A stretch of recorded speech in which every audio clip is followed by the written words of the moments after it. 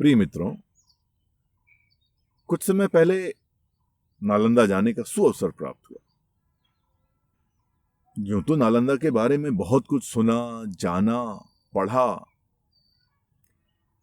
परंतु जाना कभी ना हो पाया था। जब गया, आप यकीन नहीं मानेंगे मेरे हृदय और मेरे मन मस्तिष्क की क्या स्थिति थी। कभी सीना गर्व से, अभिमान से भर उठता था,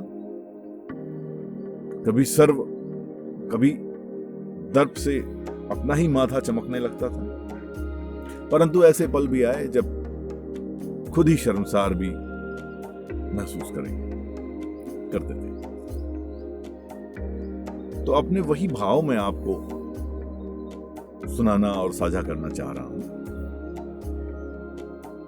आइए आज आपको मिलवाते हैं उन ईंट और पत्थरों से जो अपनी दास्तान आप ही कहते हैं।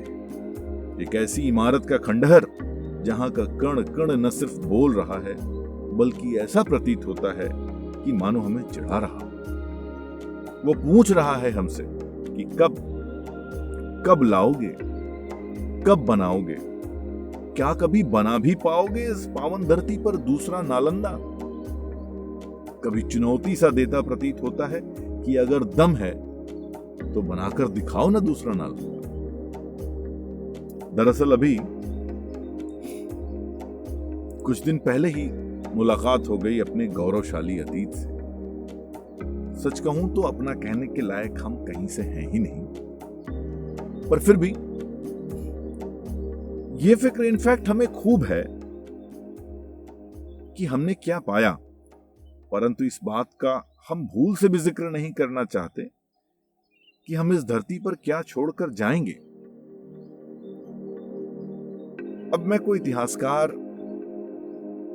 या पुरातत्ववेत्ता तो हूं नहीं, परंतु अपनी इसी भारत भूमि पर बनी एक इमारत के खंडहर ने झकझोर कर रख दिया। एक ऐसा खंडहर जिसे देखकर ये तो जरूर लगा कि कहीं भगवान विश्वकर्मा ने इसे स्वयं तो नहीं रचा था।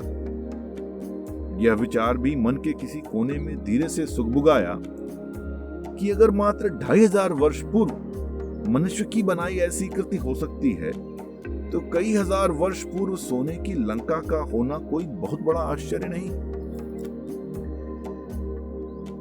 नालंदा विश्वविद्यालय के सामने की मुख्य सड़क पर हमारा स्वागत देश विदेश से आए सैलानियों ने और चिरपरिचित गंदगी ने किया। मुख्य द्वार से प्रवेश करते ही हमारी सबसे पहली मुलाकात हुई गाइड श्री पांडे जी से। ये और बात है कि नालंदा के बारे में बताने के लिए अनेक उद्भट विद्वानों की विद्वता भी कम पड़ जाएगी तो एक साधारण गाइड की क्या मिसाल। परंतु उनका आभार इसलिए जरूर मानूंगा कि उन्होंने हम सभी को अपनी वाणी से बांधे रखा और हम सभी की उत्सुकता को जगाने का भी कार्य किया। मुख्य द्वार से प्रवेश करते ही श्री पांडे जी ने अपनी बात शुरू की द्वारपालों से। जी हां, उन्होंने स्पष्ट किया कि नालंदा विश्वविद्यालय में द्वारपाल नहीं, द्वार पंडित होते थे, जो हर आने वाले छात्र की परीक्षा द्वार पर ही ले लेते थे। उनके द्वारा सफल घोषित किए जाने पर ही विश्वविद्यालय में प्रवेश संभव था। यह सुनकर स्वतः ही श्रद्धा से हृदय भर उठा और अपने पूर्वजों के नमन में हाथ जुड़ गए। नालंदा यानी विश्व का प्रथम विश्वविद्यालय, जो कि 5वीं शताब्दी ईसा पूर्व में बना तथा लगभग 5वीं से 7वीं शताब्दी के मध्य अपने उत्कर्ष पर था। लगभग 10,000 छात्रों और 2,000 आचार्यों के पठन पाठन, शयन, भोजन की इतनी सुचारू व्यवस्था कि एक बारगी स्वयं की आंखों पर विश्वास ही न हो। एक ऐसी इमारत जो हर मौसम के लिहाज से अनुकूल थी। मूर्तियों के रखने के स्थान से लेकर के आचार्य के पढ़ाने के स्थान तक, पानी की निकासी, हवा का आवागमन, अन्नागार, प्रयोगशालाएं, रोशनी की प्राकृतिक रूप से ही अत्यंत उत्तम अव्यवस्था, सब कुछ अत्यंत उन्नत एवं आधुनिक। सच पूछिए तो अद्भुत, सचमुच अद्भुत। इन सभी बातों का जिक्र चीनी यात्री वेनसांग ने अपने यात्रा वृत्त में किया है, जो कि नालंदा विश्वविद्यालय का छात्र भी रहा और आचार्य भी। यह भी सोचने की बात है कि चीन ने अपने एक मुसाफिर का लेखन भी संजो कर रखा और एक हम हैं जो अपनी धरोहर तक संजो न सके। शर्मिंदा महसूस करने के लिए क्या इतना काफी नहीं? अगर तनिक भी गहराई से सोचेंगे तो अपने ही ऊपर कोफ्त होगी कि हमारा अतीत इतना गौरवशाली रहा कि ज्ञान प्राप्त करने के लिए सारा विश्व हमारी तरफ देखता था, और आज कहां है? अपने गिरेबान में झांक कर देखेंगे तो पाएंगे कि शायद हम कहीं भी नहीं। निश्चय ही नालंदा विश्वविद्यालय को अपने समय के शासकों का संरक्षण भी प्राप्त था। सम्राट अशोक, जिनका समय लगभग 3वीं शताब्दी ईसा पूर्व, सम्राट कुमारगुप्त लगभग 5वीं शताब्दी के आसपास, महाराजा हर्ष एवं पाल वंश के कुछ प्रमुख नरेश, ये वो नाम हैं जिनका प्रश्रय इस अप्रतिम विश्वविद्यालय को मिला एवं जिनके कार्यकाल में यह उन्नति के शिखर पर पहुंचा। नालंदा विश्वविद्यालय का पुस्तकालय इसका गौरव था। आखिर हो भी क्यों ना, लगभग 90 लाख पांडुलिपियों का ऐसा अनूठा संग्रह जो कि भारतवर्ष के ज्ञान, विज्ञान, साहित्य एवं अनेक धर्मशास्त्रों को अपने आप में समेटे हुए था। पुस्तकालय की 3 प्रमुख इमारतें थीं, जिनमें से 2 के नाम थे धर्मगुंज एवं रत्नसागर।